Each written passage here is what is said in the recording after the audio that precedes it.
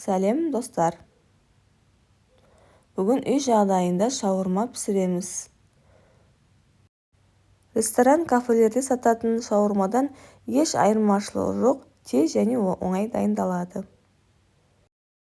Керекті ингредиенттер: лаваш, капуста, жуа, морковь салаты, тауық еті, қияр, помидор, кетчуп, майонез және соя соусы.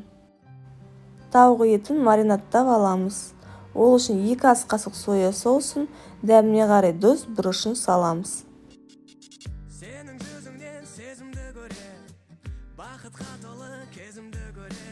Жарты сағатқа қойып қоямыз. Қызып тұрған табаға сұйық май құямыз. Маринадталған тауық етін майға қуырып аламыз.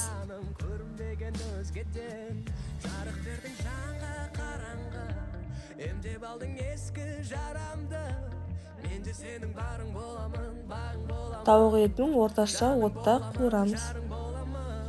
Тауығымыз қуырылғанша қиярды осылай салом кетіп тураймыз.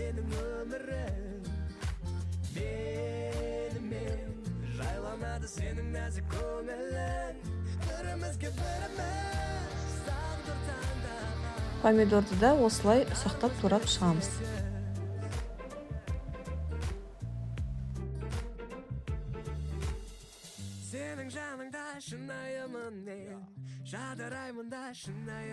Тауығымызды оңып кетпейміз, әлсін қарап қоямыз.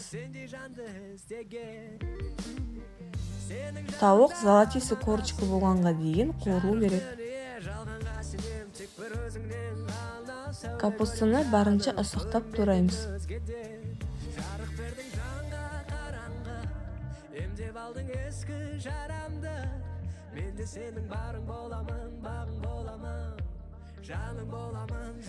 Тауығымыздың бір жағы піскен соң, міне осылай золотисті корочка болғанға дейін қуырып алдық. Енді екінші жағында дәл осындай қылып қуырып аламыз. Қуырылғанша жуамызды турап тастаймыз.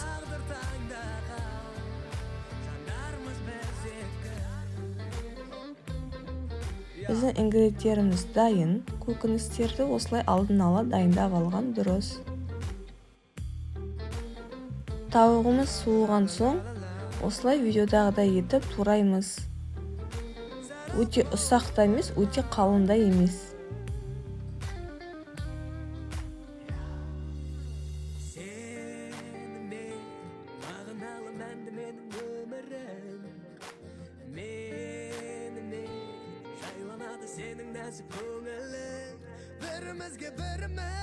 Міне біздің тауық дайын.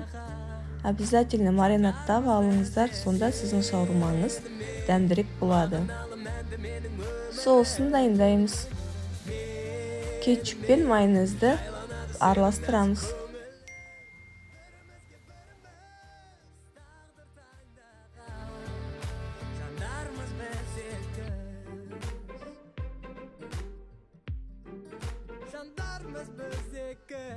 Осындай кондитерлік мешоктың көмегімен жабуға болады.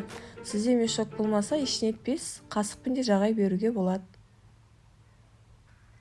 Мен лавашты осылай 2-ге бөліп аламын, тестісі қалың болып кетпес үшін. Енді шаурмамызды жинаймыз. Соусымызды саламыз, капустамызды, тауығымызды саламыз, помидор, қияр, морковный салат және жуамыз салып, үстіне тағы да бір рет өтіп шығамыз соуспен.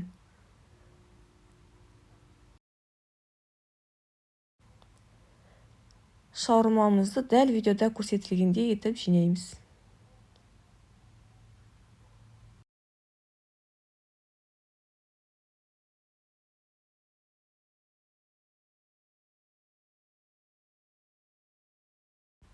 Қызып тұрған сухой сковородкіде 2 жағынан қуырып аламыз.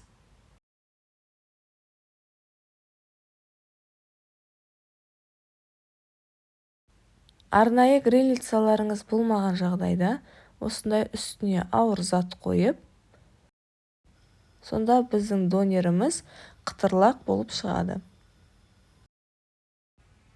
міне біздің донеріміз дайын. Жасап көруге сіздерге де кеңес беремін. Менің каналыма лайк басып тіркелуге ұмытып кетпеңіздер. Ас болсын.